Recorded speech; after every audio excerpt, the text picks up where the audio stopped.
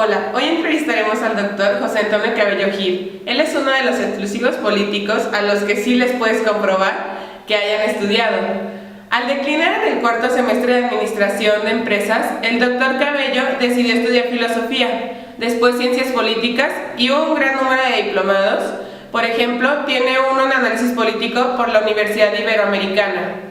A lo largo de su carrera profesional ha pasado de ser diputado local de Jalisco a director de educación en Guadalajara y actualmente es director académico del AVM Campus Guadalajara Sur. Buenas tardes, doctor.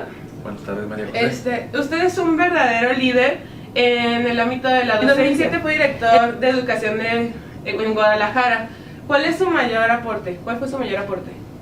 Fíjate que mi experiencia como director de educación en el Ayuntamiento de Guadalajara fue una experiencia muy interesante y muy edificante porque era un espacio que permitía hacer muchas cosas. Por un lado, teníamos un acercamiento muy cercano, muy estrecho con las escuelas del municipio de Guadalajara, particularmente con primarias y secundarias, principalmente públicas, y nos permitía la ocasión de generar una serie de acciones que beneficiaran la infraestructura de las escuelas, particularmente era remozamiento de baños, remozamiento de canchas, de ventanas y de protección de ventanas, en algunos casos menor, pero también algo de equipamiento.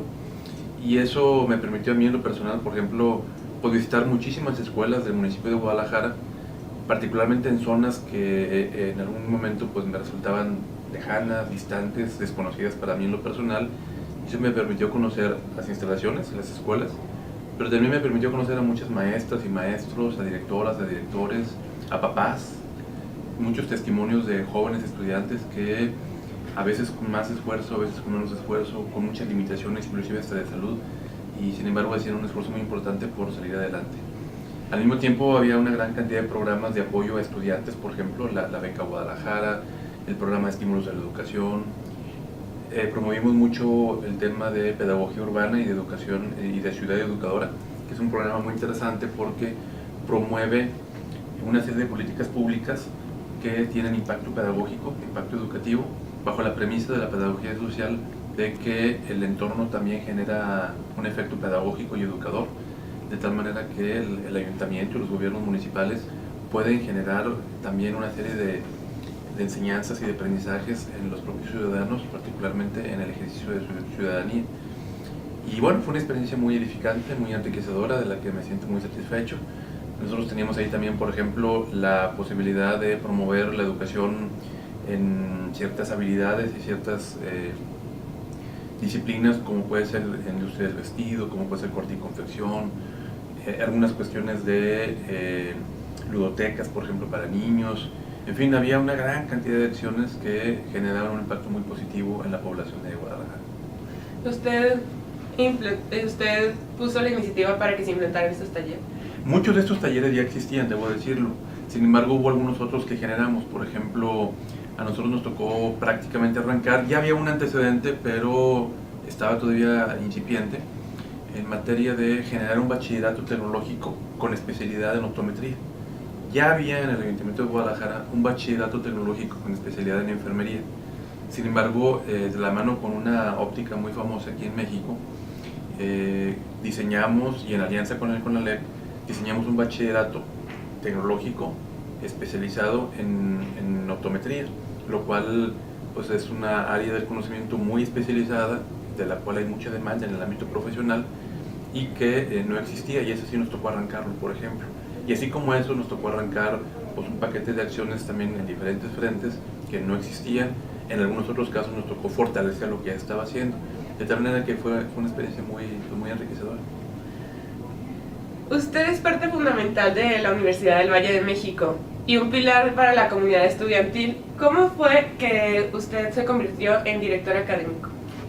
Pues fíjate que, primero que nada, pues obedece a una invitación que me hace el rector, el entonces rector del campus, el maestro Alejandro Ortega, en donde, pues por relación previa que teníamos, justamente firmando un convenio de colaboración entre la Universidad del Valle de México y el Colegio de Bachilleres del Estado de Jalisco, del cual yo era su director general, Entonces generamos un convenio para propiciar acciones de capacitación y de educación para empleados y docentes del Colegio de Bachilleres, y esto propició pues una intensa relación, una intensa comunicación entre el colegio y un servidor y la universidad y su rector, que pues se dio a lo largo del tiempo y que propició pues la apertura, por ejemplo, de un grupo de maestría en educación para un grupo de maestros del Colegio de Bachilleres.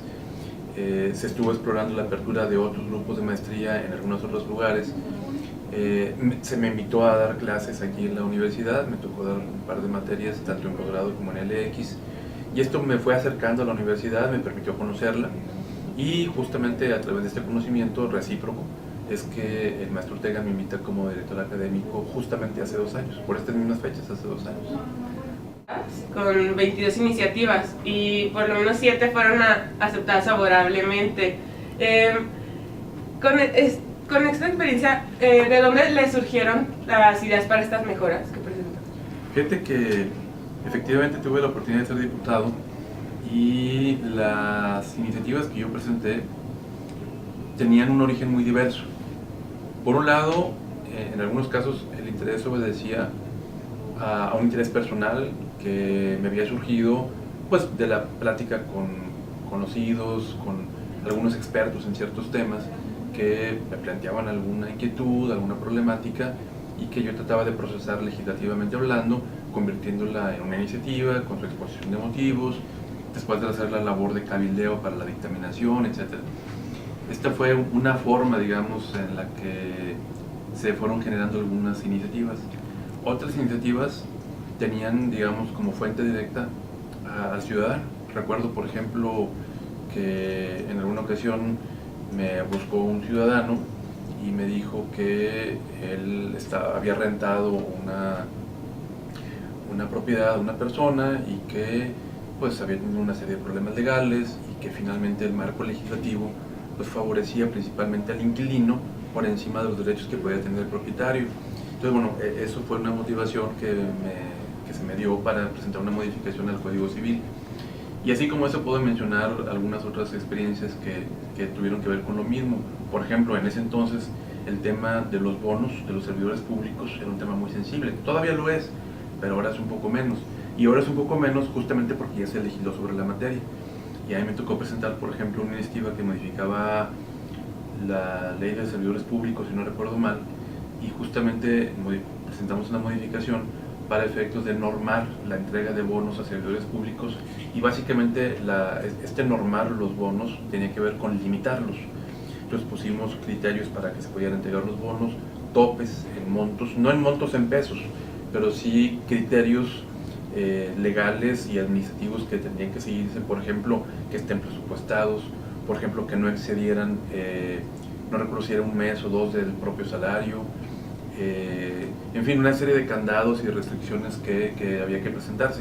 Y esto fue producto, por un lado, de que estaba en la opinión pública el tema muy candente, y por otro lado también fue producto de pláticas que tuve, por ejemplo, en ese entonces con algunos líderes con mucho interés, y que presentamos esta iniciativa por esa razón. Y así vecinos a los que visitaba, ciudadanos con los que platicaba, pues presentaban inquietudes, comentaban algunas dificultades, y yo trataba de darles cauce legislativo, y es así como muchas iniciativas fueron presentadas. Usted se interesaba mucho en la opinión de las personas, no fue como algunos diputados que solamente les interesa lo que ellos piensan.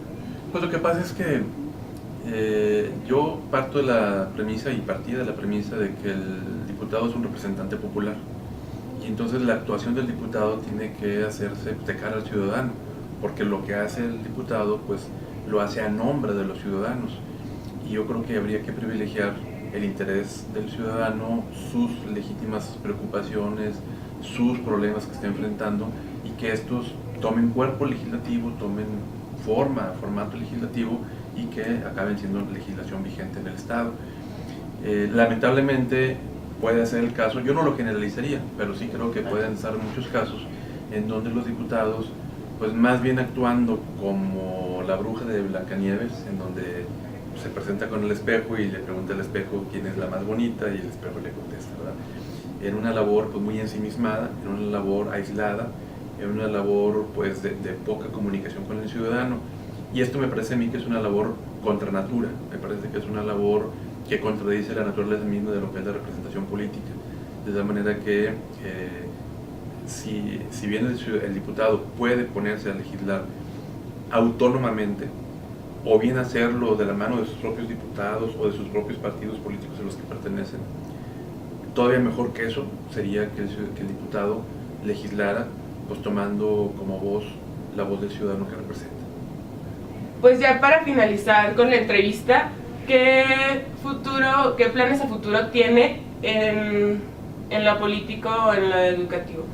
Pues en lo político no tengo un plan así muy claramente establecido, aunque sí tengo cierta participación dentro del partido político al que pertenezco. Mi trabajo es más bien actualmente como de consejero y no estoy ahorita interesado ni procurando alguna posición pública, alguna candidatura ni nada por el estilo.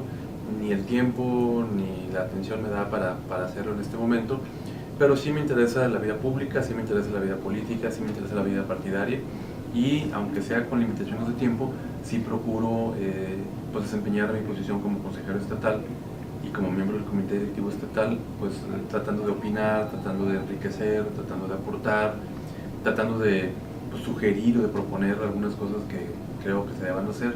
Y hoy por hoy mi participación política pues se limita a eso y tratar de apoyar pues algunas causas que me parecen importantes. Y por lo que toca pues, al ámbito educativo, pues seguir impartiendo clase por un lado, porque me parece que impartir clase también pues genera ciudadanos responsables, participativos, comprometidos, y pues tratar de ir generando condiciones para que el servicio educativo que preste la universidad sea un servicio educativo de calidad, siempre creciendo, mejorando pues, una gran cantidad de cosas que se pueden y se deben mejorar, y tratando de que pues, estemos en las mejores condiciones de calidad académica. Ok, muchas gracias, doctor, y fue un placer. Al contrario, muchas gracias María José, muchas gracias Nayeli. A usted. Como pudieron ver, el doctor Cabello Gil es un hombre que además de preparado, se interesa por la opinión de la Vox Populi, responde a las peticiones y ha logrado hacer un vínculo entre la educación y la política.